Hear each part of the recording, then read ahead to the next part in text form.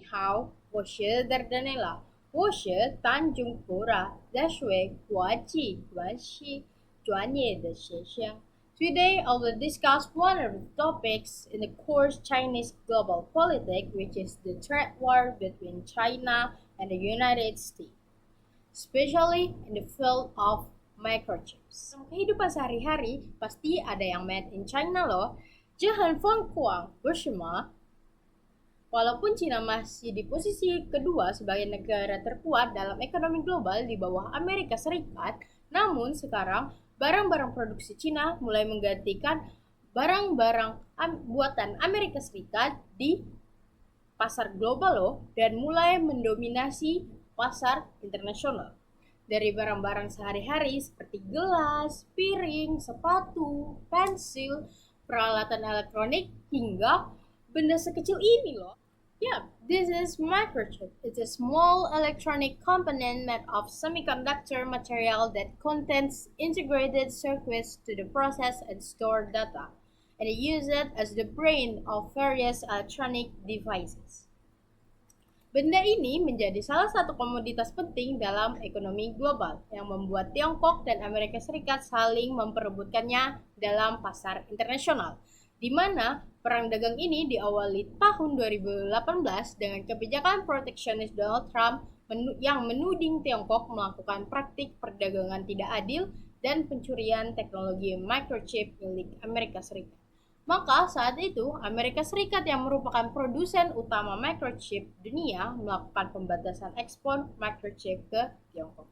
To address this, China restricted export of gallium 100 of global supply and germanium 60% of global supply, a critical material used for microchip production, and enacted a Made in China policy that focuses on major investment to expand production capacity, build a self-sustaining ecosystem, and reduce dependence on imported microchips and technology.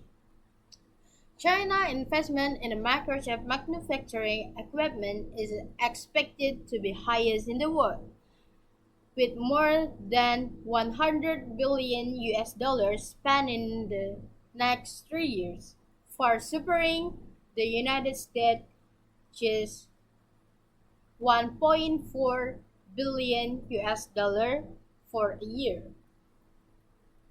Hasilnya, Tiongkok telah berhasil memproduksi chip 5nm tanpa teknologi EUV, yaitu teknologi yang hanya dipunyai oleh Amerika Serikat dan sekutu-sekutunya, melalui modifikasi DUV. Produksi chip domestik Tiongkok juga terus meningkat dengan penurunan impor semikonduktor sebesar 15% dan produksi chip domestik Tiongkok menyumbang 15-35% kapasitas global dengan target 70% pada tahun 2025. Perusahaan seperti SMIC dan Huawei mulai menyaingi perusahaan AS dalam pengembangan chip AI dan GPU. Data-data dan fakta tadi sudah membuktikan bahwa Tiongkok yang awalnya bergantung pada microchip buatan Amerika Serikat sekarang dapat memproduksi microchipnya sendiri dan pelan-pelan menjadi raksasa produsen dalam komoditas microchip global.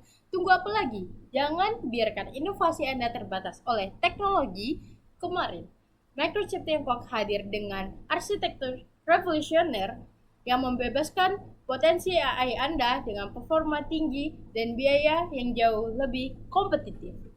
专业的知识，学习的技艺，中国卫星显变实施，准备为您的业务生活提供支持。Excellent technology, affordable price, China Microchip is ready to support your business